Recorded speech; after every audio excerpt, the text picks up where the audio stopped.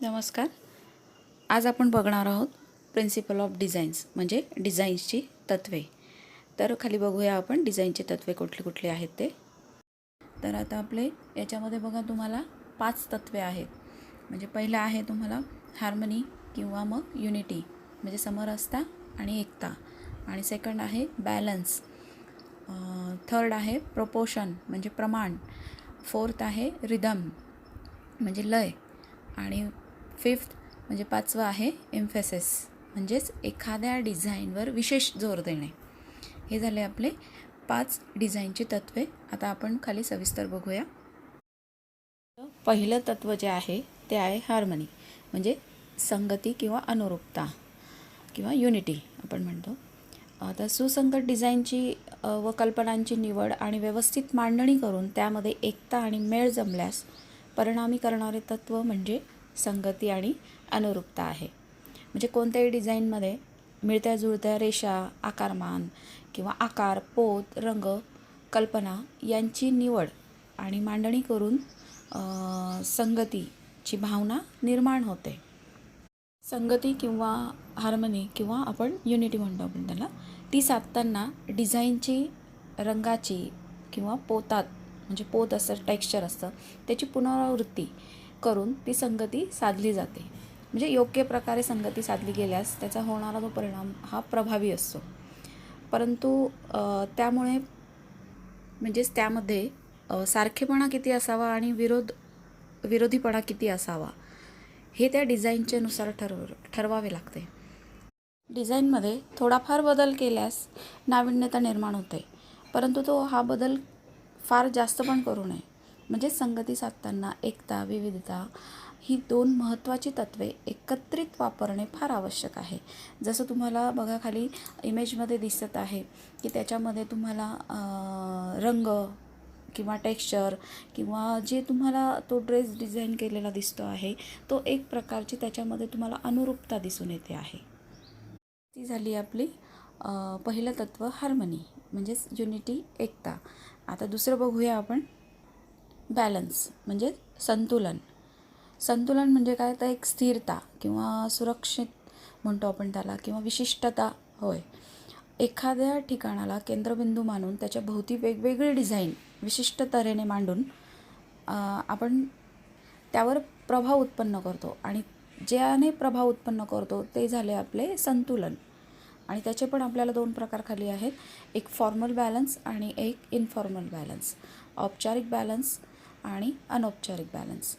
आता औपचारिक बॅलन्समध्ये काय होतं, त्यावेळी डिझाईनच्या मांडणीत म्हणजे केंद्राच्या दोन्ही बाजूला समान अंतरावर समान लक्ष वेधून घेणाऱ्या वस्तू किंवा समजा आपण घटक मांडले किंवा डिझाईन मांडली असता तर त्यावेळी समानतेची भावना निर्माण होते. म्हणजेच काय होतं ते संतुलन हे औपचारिक होतं. म्हणजे समजा उदाहरणार्थ बघा तुम्ही ड्रेस जर आहे हा खालचा, याला आपण दोन्ही भागात जर डिवाईड केलं तर आपल्याला दोन्ही बाजूने तो समान दिसतो. म्हणजेच तो काय झाला आपला फॉर्मल बॅलन्स झाला. आणि आता अनौपचारिक संतुलन म्हणजे इनफॉर्मल बॅलन्स.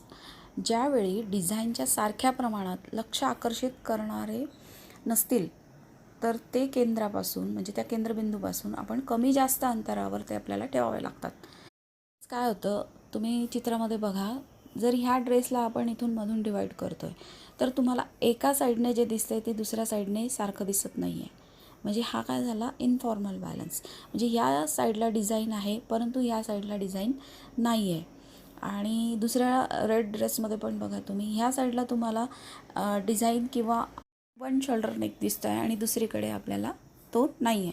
म्हणजे हा काय झाला आपला इनफॉर्मल बॅलन्स झाला. पुढील आहे प्रपोर्शन. प्रपोर्शन म्हणजे प्रमाण.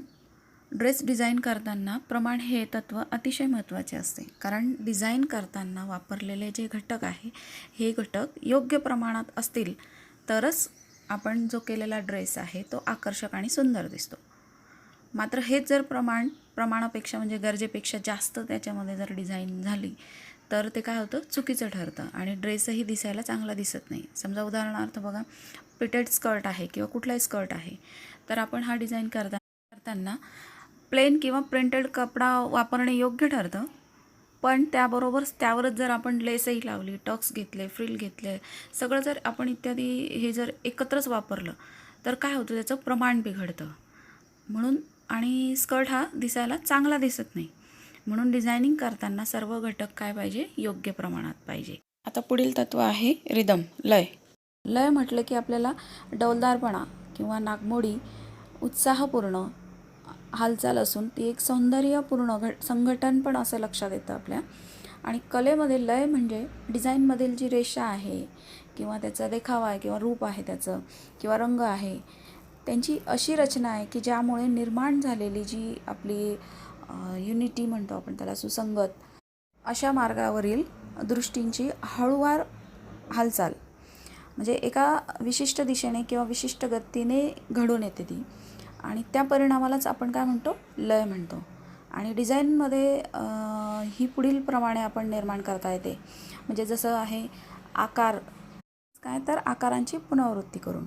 आता आकारांची पुनरावृत्ती म्हणजे काय, तर त्याचं रिपिटेशन करून, जसं तुम्हाला चित्रामध्ये दिसतं आहे. नंतर त्या आकारमानामध्ये वृद्धी करून, त्याच्यानंतर एखाद्या घटकाला केंद्र मानून, म्हणजेच एक आपण जसं म्हणतो ना, चित्रामध्ये दिसतं आहे बघा.